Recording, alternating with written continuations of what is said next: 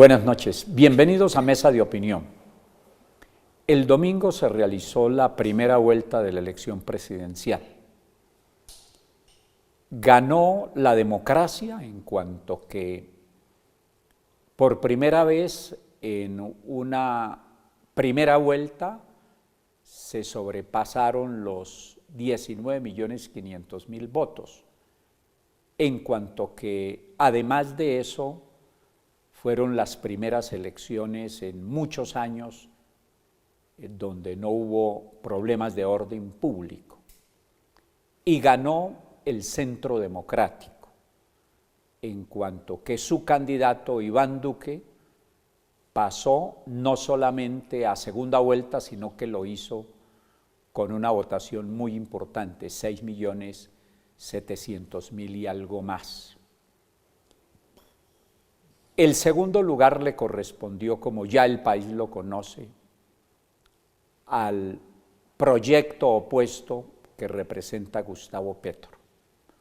Para hacer ese análisis, mi invitado es una persona que tiene mucha autoridad para hacerlo, es un excelente analista, es de las entrañas del Centro Democrático, es uribista clase A, y fue, hasta donde alcancé a percibir, promotor fundamental en todo el proceso que llevó a Iván Duque no solamente a ser candidato del Centro Democrático, sino ahora a ser candidato presidencial en la segunda vuelta.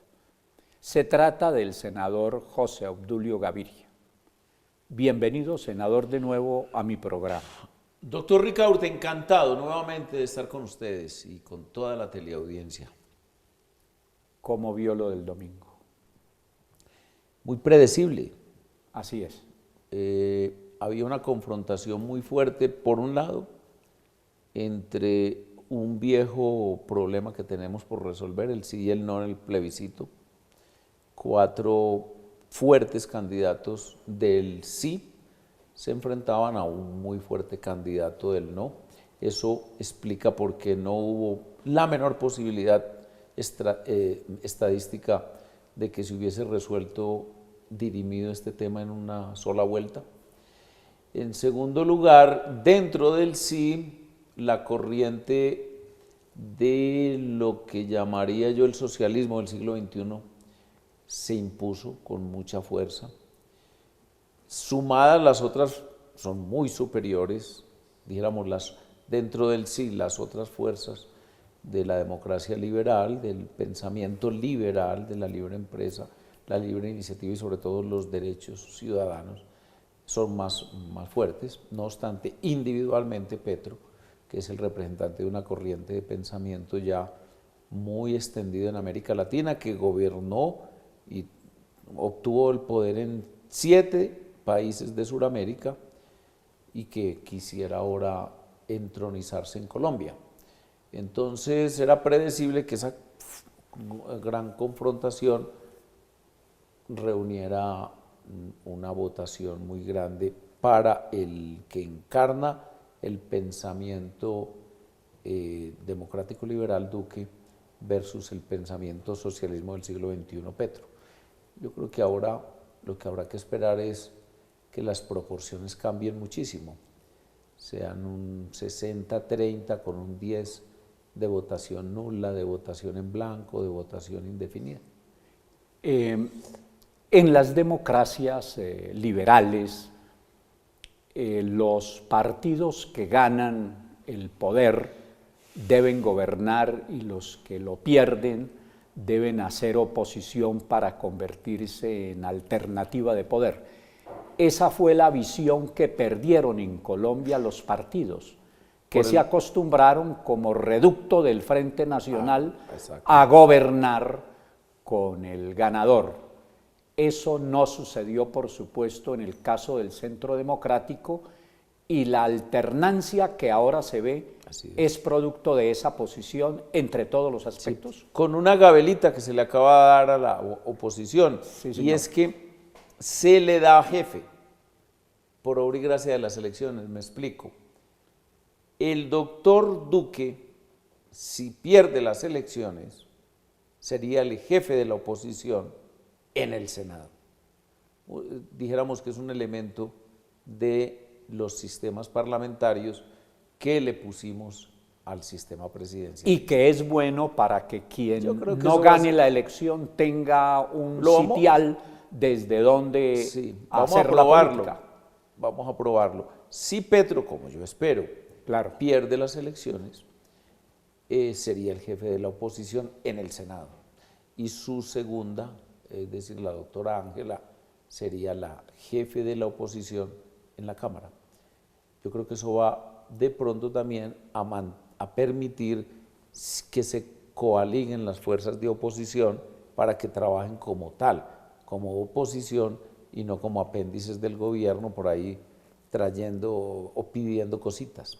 Ese yo creo que es un paso adelante. Vamos a ver cómo funciona. Usted hablaba muy bien de la democracia liberal, del libre mercado, de la propiedad privada, del respeto a ella. ¿En qué medida cree usted que se ha equivocado el país o la prensa en denominar la candidatura de Iván Duque de derecha cuando el propio Centro Democrático, el propio presidente Uribe, militaron en el Partido Liberal, son producto de ese, dijéramos, complejo factor de fuerzas que siempre caracterizó el liberalismo? Claro, porque eso es una pregunta muy pertinente porque el socialismo marxista no permite disidencias, las disidencias son enemigos. Y por ejemplo, eso explica ahora que celebramos los 100 años o conmemoramos más bien los 100 años de la Revolución Rusa, hubo mucha literatura sobre lo que era la dictadura del proletariado y la intransigencia con las ideas contrarias y sobre todo incluso con las ideas disidentes. La Revolución Rusa era una carnicería en contra de los disidentes del Comité Central del Partido Comunista Ruso, por ejemplo, Trotsky, Zinoviev, Kamenev, a todos los mató, a todos se los engulló. El liberalismo no, porque el liberalismo, por esencia, es libre examen y contradicción. Decir que el liberalismo es unánime en puntos de vista es absurdo. Por ejemplo, los mecanismos de intervención del Estado en las normas de regulación de la economía son distintos en los Estados Unidos y en muchos países europeos, pero son liberales. Entonces, lo que sí, dijéramos, hay unos mandamientos, llamémoslos dogmas, en el liberalismo son, por ejemplo, la propiedad privada como elemento sustancial, que es cantado nítidamente en el principal documento liberal de la historia de la literatura política, que es el Acta de Independencia de los Estados Unidos de América. Entonces, nosotros obviamente nunca podríamos ser catalogados como extrema derecha, porque la verdad es que el liberalismo, como es por esencia el libre examen, en muchos temas somos discordantes. Por ejemplo, en el libre desarrollo de la personalidad.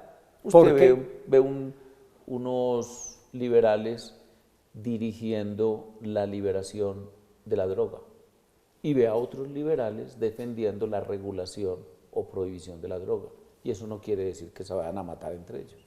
Y en economía, pues obviamente, hay ciertos aspectos, como por ejemplo Uribe era muy partidario de ciertos subsidios que en otras posiciones liberales son muy mal vistos, es decir, son parte como una especie de caritativismo o bondadosismo del Estado, que no lo ven como algo riguroso y que sea bueno. ¿Por qué esa claridad que usted hace hoy no la he encontrado en ninguno de los jefes importantes de la candidatura de Iván Duque y tampoco en él mismo? No, sí. Incluso acaba de salir un libro de nuestro gurú liberal en América Latina que se llama Mario Vargas Llosa. Sí. Mario Vargas Llosa escribió yo creo que con objeto pedagógico. No es un libro con el objeto de vender multitud de libros, como hace él, sino de formar a multitud de jóvenes en la idea liberal. Y entonces oiga lo que hizo tan bonito.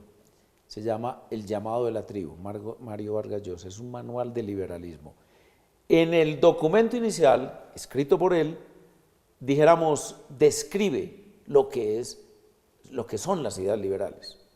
Que usted las representa y yo las represento. Y que usted y yo cada rato nos enfrentamos por posiciones contradictorias, pero dentro del sistema democrático liberal. O sea, constitucionalismo, mucho ejercicio firme de autoridad, mucho respeto. Dentro del mismo gran paraguas del liberalismo. Del liberalismo, que es la gran doctrina, no ideología, la gran doctrina del universo hoy. Triunfante en el mundo. Triunfante y que tiene, ojalá, que expandirse, por ejemplo, a países a donde todavía no ha llegado. Le pongo el caso de muchas culturas árabes. Por ejemplo, usted va hoy a los países más ricos de la zona árabe, hablo por ejemplo de Arabia Saudita, los Emiratos, etcétera, y usted no va a encontrar ideas liberales, las reprimen, las persiguen y persiguen a los que actúan liberalmente, por ejemplo respecto a la relación entre los sexos, por ejemplo la relación, los derechos y garantías individuales con respecto a cómo comportarse. Bueno, entonces le decía que Vargas Llosa, en este libro que acaba de salir y que yo estoy recomendando como manual de formación en las ideas liberales, coge cada uno de los grandes tratadistas. Comienza con el fundador de las ideas liberales, porque lo es, que es Adam Smith. Y sigue luego con un gran latino, en el sentido que es español, pues la gente cree que los españoles o los italianos o los franceses no son latinos y piensan solamente en latinos como los latinoamericanos. Ellos son latinos porque su idioma proviene del latín, y entonces trae a Ortega y Gasset. Y de ahí en adelante sigue con otros 5 grandes pensadores y trata de resumir lo que son las ideas liberales como pensamiento económico, como pensamiento político y como pensamiento social. Y entonces, volviendo a su pregunta, yo digo, Uribe es un gran liberal y el doctor Iván Duque es un gran liberal. Y el liberalismo tiene 3 modelos: el clásico, el intervencionista y el neoliberalismo. ¿Dónde ubica usted a Iván Duque? Pero después de una muy pequeña pausa, ya regresamos aquí a Mesa de Opinión.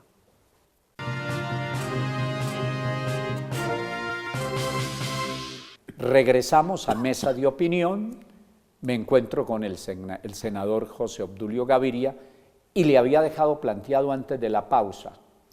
El liberalismo tiene 3 modelos. El liberalismo clásico, aquí por ejemplo tuvimos unas constituciones hasta la reforma de 1936, había liberalismo clásico, que en el campo económico es el dejar hacer, dejar pasar. Usted, señor Estado, no se meta, que la economía va a estar regulada por el libre juego de la oferta y la demanda. Viene la Revolución Soviética y en Colombia eso se realiza, ese proceso se ejecuta a través de la llamada Revolución en Marcha, y entonces se hace la gran reforma constitucional del 36 y se introduce el intervencionismo de Estado en la economía. Y a raíz de la globalización y muchos otros fenómenos, aparece el modelo neoliberal, que es el que en mi sentir se ha venido aplicando en este país. ¿Dónde ubicar y por qué a Iván Duque? Mire, hay que tener presente que la revolución tecnológica que se ha dado en los últimos 20 años, llamémoslo más o menos, o sea, la mitad de la vida del futuro presidente de Colombia, en el caso de que obtenga su triunfo el doctor Iván Duque, es tal que hoy ellos no tienen esos modelos. Por ejemplo, hoy la economía es medible casi como un médico mide el corazón, que también tampoco lo sabíamos nosotros, porque usted se pone a ver esas máquinas que hay en los hospitales y usted no puede creer que eso sea así. O por ejemplo, los mecanismos hoy para observar el cuerpo humano, el interior del cuerpo humano en una clínica. Es una cosa absolutamente nueva, es parte de esa tecnología que nosotros apenas estamos conociendo, que el tacómetro, que el yo no sé qué, que el yo no sé, y todas las mediciones de la energía del cerebro y todas las mediciones, la concepción de los niños y la forma como van haciéndole el seguimiento, inclusive la operación en el vientre de los niñitos cuando tienen alguna dificultad o algún problema o genético, etcétera, etcétera. Bueno, entonces me refiero a que hoy por hoy ya el neoliberalismo o el absoluto liberalismo, el dejar hacer y dejar pasar, digamos como contraposiciones, son antiguallas para un hombre moderno como el doctor Iván. ¿Por qué? Porque usted lo que tiene ya es que estar midiendo efectos y tiene todos los elementos para medirlo. Por ejemplo, Santos sabía, si hubiese querido ser científico o si hubiese tenido un ministro científico, que si aumentaba los impuestos como los aumentó iba a reducir el crecimiento económico, era una medida totalmente recesiva e iba en consecuencia a reducir ingresos estatales, recaudo. Entonces, el doctor Iván en eso es un hombre muy moderno. Por ejemplo, él está diciendo, bajemos impuestos, pero no como una medida neoliberal, sino como una medida para fomentar inversión, que es la que produce utilidades y las utilidades son las que producen un recaudo. Bajemos el IVA para que dinamicemos el consumo genera más compras de bienes y servicios y al pagarse más bienes y servicios usted termina mejorando el recaudo a pesar de que bajó la tasa. Eso incluso tiene una explicación técnica en una cosa que se llama la servilleta de Laffer, que es un gran economista norteamericano, demostró en la curva de Laffer que si usted tiene 0 impuestos, recauda 0. Si tiene 100% de impuestos, también recauda 0 porque todo es impuestos. Pero si en la curva va subiendo poco a poco los impuestos hasta un punto dado, sus ingresos como Estado son mayores. Por eso entonces, hoy lo que diríamos respecto a Iván Duque es un liberal, en el pleno sentido de la palabra, la economía la maneja como un técnico, sobre todo pensando en bienestar, y el bienestar es más crecimiento, más desarrollo, más riqueza, pero también pensando en los débiles. Por ejemplo, vuelva a tener un gran movimiento de subsidios a los viejitos. El presidente Santos se equivocó dejando esa tabla de ingresos. Nosotros tenemos muchos viejitos sin ingresos. Como no teníamos un sistema pensional universal y como ellos nunca cotizaron, entonces se quedaron sin ingresos, abandonados, y el presidente Uribe creó una figura que era como una especie de subsidio a los ancianos que en cierta forma reemplazaba el mal sistema nuestro pensional, y por lo tanto el presidente Santos lo paralizó y hoy prácticamente el ingreso no es ingreso, está como en 75.000 pesos cada 2 meses. Entonces el presidente Duque diría, ingreso lo mantenemos, pero aumentamos. Por ejemplo, el presidente Duque diría, los trabajadores están consumiendo menos de lo que debieran consumir, entre otras cosas porque la productividad ha aumentado, aumentemos salarios dado que vamos a rebajar impuestos. El presidente Duque diría, es necesario crear más infraestructura en los sectores pobres. ¿Usted qué se gana con hablar bonito de los campesinos si no tienen vías, si no tienen escuelas, etcétera? Entonces yo creo que es un gobierno que combina todas las expresiones de las formas liberales de actuación, es decir, cero neoliberalismo clásico, o como se pintó por parte de los pensadores de Chicago, cero dejar hacer y dejar pasar, sino una combinación inteligente de la aplicación de la democracia. Estos temas tratados en esa forma no se pueden pensar sino con gente así de su trayectoria y de su estudio. Y por eso quiero tocar otro punto que me parece poco se ha tratado, es el tema institucional. Me parece que no ha habido entrevistas, no ha habido programas donde se le dedique el espacio y la claridad que merece el tema institucional, del cual definitivamente parte el desarrollo de los pueblos. Es indudable que nosotros quedamos con muchas falencias en la Constitución que nos rige. Es indudable que a raíz del fast track la Constitución quedó prácticamente descuartizada. ¿Qué resalta, qué quiere resaltar de la propuesta de Iván Duque en materia institucional? Vea, primero yo parto de esta afirmación que concuerda con lo que estamos usted preguntando, y es: sí, señor. Si no hay rigidez, no hay Constitución. Inclusive para los televidentes, pongamos la cosa en estos términos tan elementales y sencillos. Si usted le pregunta a un inglés, ¿de qué época es su Constitución? ¿Sabe qué le dice? Sí. De 1215. La Carta Porque Magna. es una carta que envían un grupo de nobles al rey, limitando el ejercicio del poder.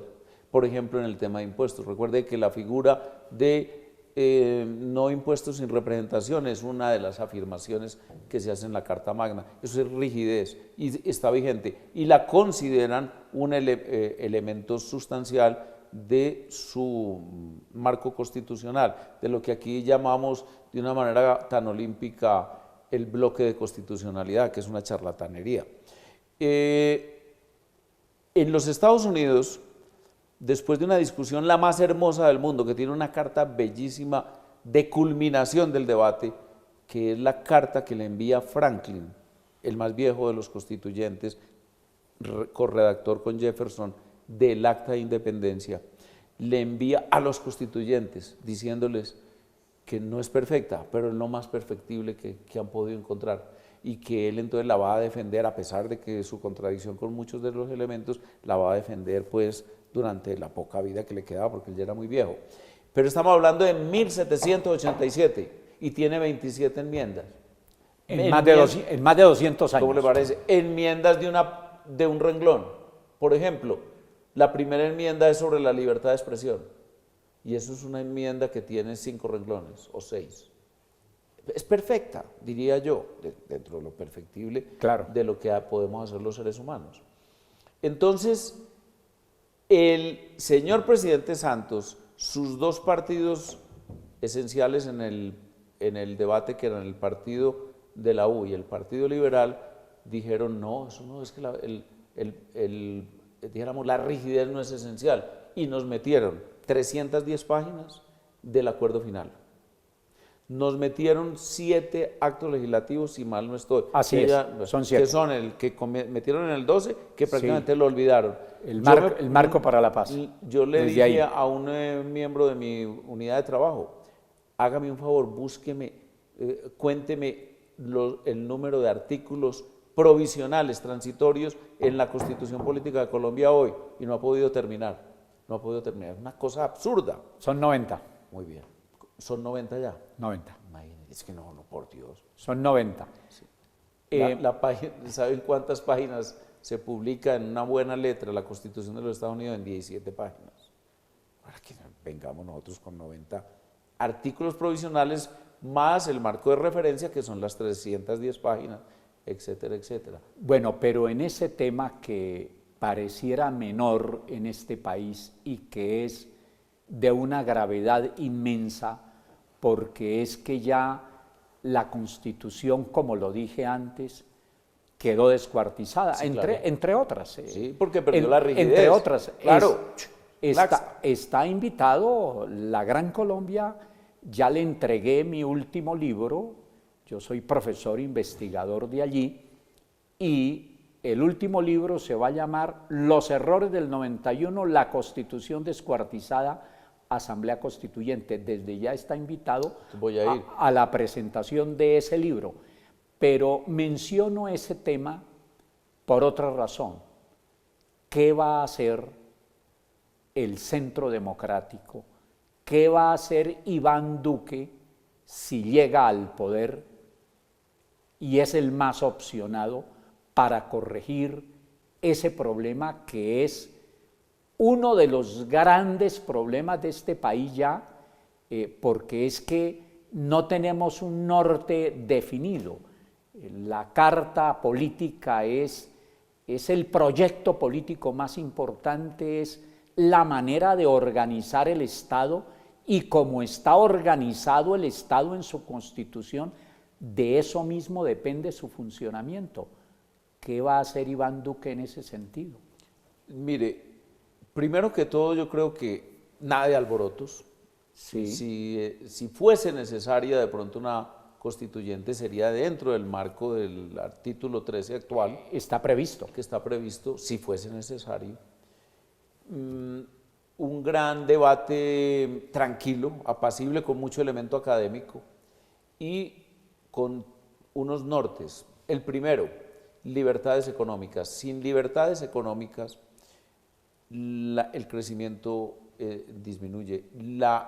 El ranking de países con libertades económicas que uno encuentra hoy en varias páginas de Google coincide con el ranking de países más desarrollados del mundo en esas mismas páginas de Google. Algo tiene que haber allí. Si coincide que los países con más libertades económicas son los países con más desarrollo, quiere decir que es bueno el régimen de libertades económicas. En eso, entonces, vienen varias cosas, varios asuntos. Por ejemplo, en el manejo de la economía, en el manejo de la organización estatal, en el manejo de los sistemas de control, etc. Segundo, el Banco Mundial nos llama a la justicia, ¿sabe cómo la llama? Capacidad del Estado de hacer cumplir los contratos. Quiere decir que la justicia tiene que ser un instrumento de la sociedad para dirimir sus contradicciones, y uno de ellos los contratos. Nosotros sin justicia, como estamos hoy, porque yo creo que estamos sin justicia, no podemos progresar. Entonces el tema de la justicia es un tema crucial. También digo, si se puede discutir en el Congreso, tranquilamente, maravilloso. Y en tercer lugar, un buen régimen de todo el tema político, o sea, un régimen electoral y político adecuado. Pero mire, ese tema de la justicia, de su reforma integral y estructural, viene aplazado desde hace mucho tiempo. El Congreso no lo ha podido resolver y es muy difícil que lo resuelva. Y cuando lo resolvió en parte, por ejemplo, con la Comisión de Aforados, y que no lo ha resuelto en la gran cantidad de funciones electorales que tienen los principales organismos de la rama judicial, y en los excesos de la Corte Constitucional, para citar apenas unos aspectos vitales de la inaplazable reforma a la justicia. Si no lo hace el Congreso, implicaría que el posible presidente Iván Duque convocara una asamblea constituyente, por lo menos para ese efecto, pero toca después de otra pequeña pausa. Ya regresamos.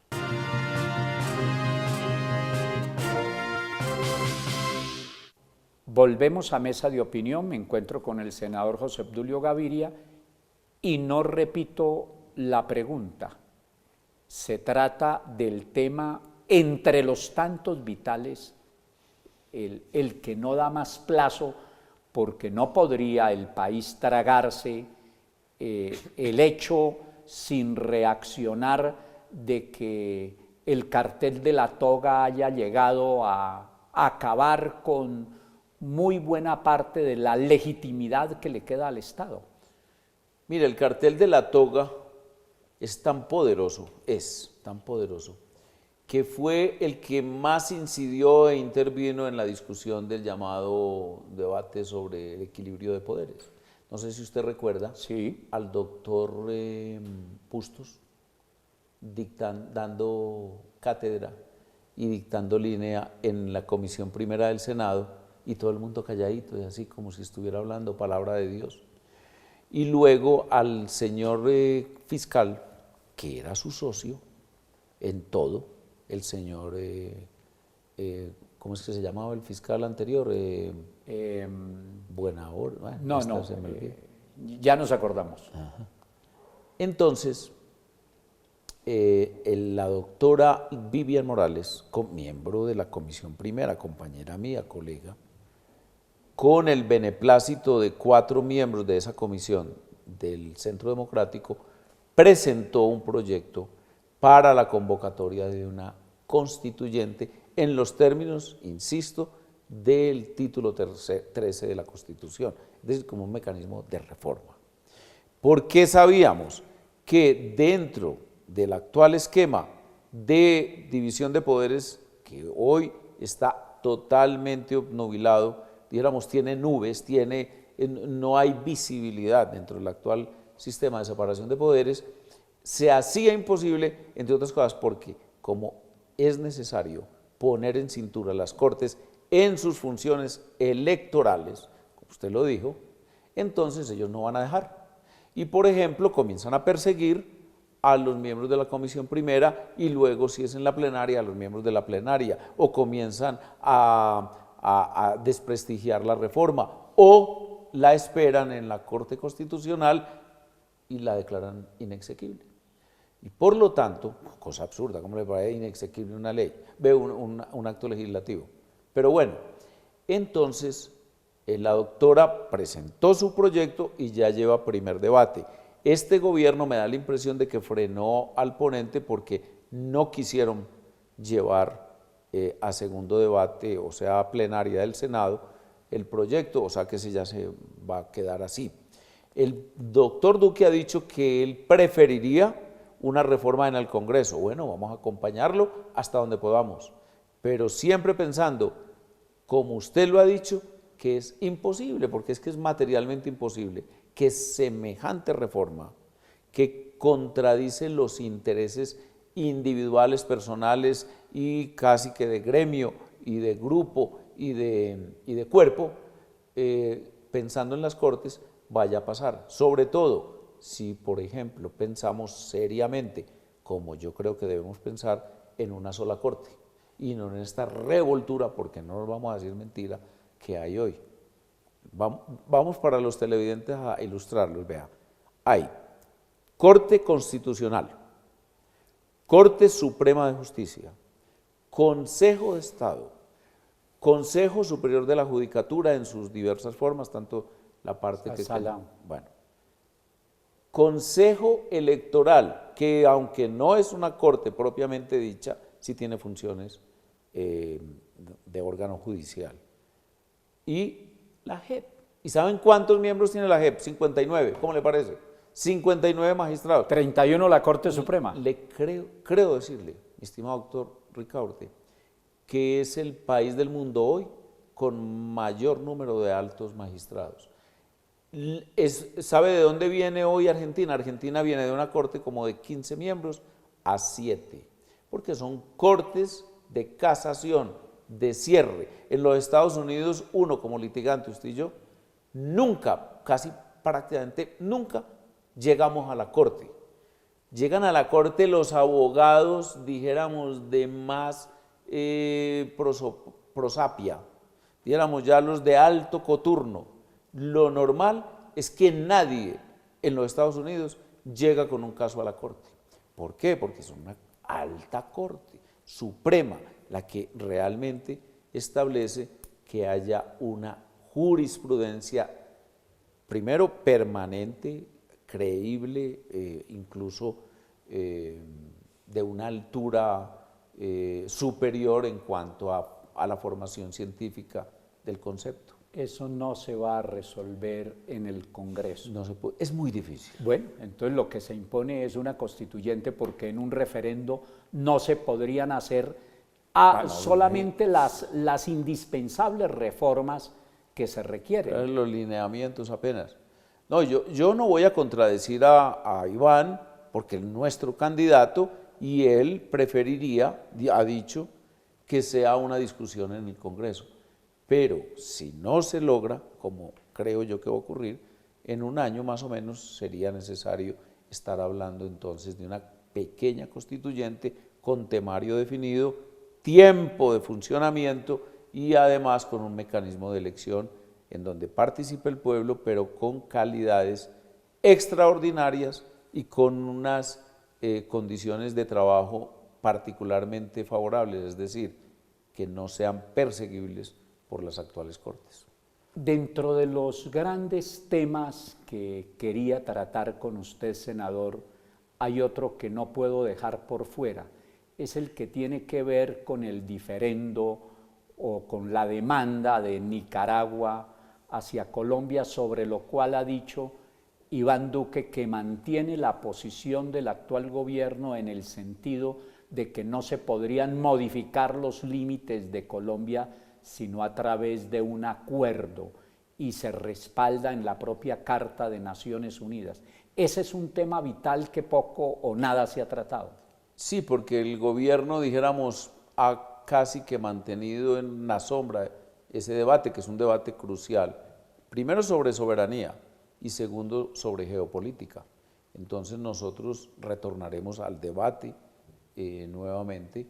Ojalá haya un régimen liberal en Nicaragua cuando el gobierno del presidente Duque se instale y por lo tanto pueda ser discutido con ellos de una manera civilizada, no a las patadas como prácticamente es todo el debate que se ha tenido que hacer con los sandinistas. Se me quedan muchos temas cruciales por fuera, pero los aplazo por una razón.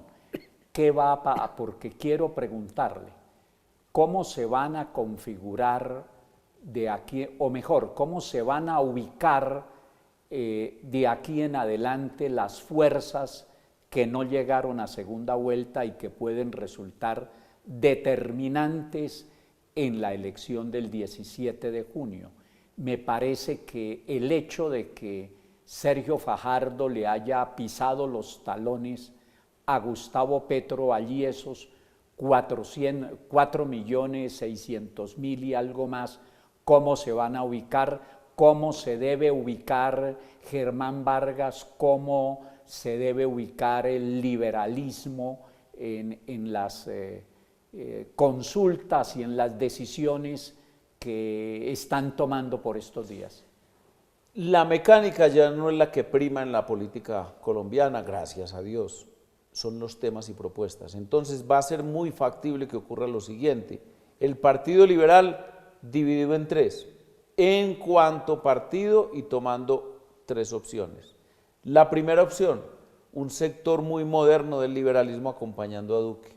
La segunda opción, un sector muy de izquierda del liberalismo, por ejemplo, representado en el doctor Cristo, acompañando a Petro. Y un sector también muy importante, absteniéndose o votando en blanco. Eso es muy factible. Lo mismo va a ocurrir con los demás partidos, porque ya no es el general que llama a una tropa a la fila y son 1 millón de miembros del ejército, de ese ejército electoral, que son conducidos a la batalla con toda la disciplina por el general. El general puede llamar y la mitad o más de ese 1 millón de soldados, o es decir, votantes, decirles no lo acompañamos. Y por lo tanto, entonces nosotros aspiramos a que muy buena parte del liberalismo, muy buena parte de la base de la U, todo el conservatismo prácticamente ya definido, con muy escasas excepciones, y buena parte de los votantes de Fajardo acompañando la propuesta de Duque, la propuesta democrático-liberal. Muy bien, entre la salud, la bomba pensional, el problema de recuperar el campo, la posición de Iván Duque frente al proceso de paz y frente al proceso con el Ejército de Liberación Nacional, seleccione de eso y de otros temas lo que nos queda para los 5 minutos restantes después de la última pausa.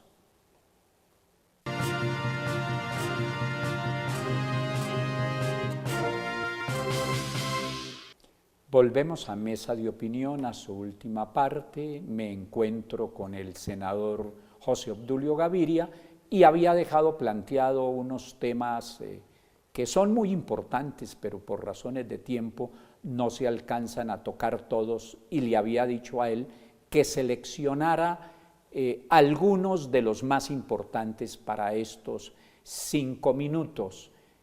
Por supuesto que hemos procurado que los temas tocados aquí en su mayoría son los que generalmente no han tocado los medios de comunicación. Vea, y sirve además para hacer un poco de pedagogía sobre los temas de los dos modelos, el Estado democrático liberal con economía capitalista, es decir, libre iniciativa y propiedad privada, versus estatismo, iniciativa solamente estatal, planificación central, recursos otorgados por el Estado y trabajo dentro de la estructura de los empleados públicos. En el caso de la salud, el modelo de la Ley 100 es un modelo admirado en todo el universo, simplemente que es un modelo que por efecto, primero, del intervencionismo en unos casos y de la corrupción, sobre todo en otros, no es la perfección que debiéramos tener. Entonces, en ese campo, las EPS se reestructuran enormemente en el modelo de Duque. Es una estructura con base en su capacidad, eficiencia, buen manejo y rendimiento en su inversión y en su servicio. El presidente Duque ha dicho que entonces sobrevivirán como mecanismo para la oferta de los servicios médicos a la población las mejores, las que lo merecen. Y el caso más concreto es el experimento que hizo el grupo empresarial antioqueño con la antigua Susalud, que hoy es suramericana, que es prácticamente hoy un ejemplo universal de buena prestación de servicios con costos sumamente prudentes y con resultados tanto para los empresarios, pero sobre todo para los usuarios, para los afiliados. En cambio, con el esquema socialista del siglo XXI tendríamos una salud muy parecida a la venezolana, es decir, hospitales públicos, médicos, empleados públicos, abandono completamente de la infraestructura, cero crecimiento, cero inversión y prácticamente despelote, que sería la palabra exacta. En el tema de la agricultura, propiedad privada, inversión, iniciativa, apoyos tributarios, apoyos en el emprendimiento,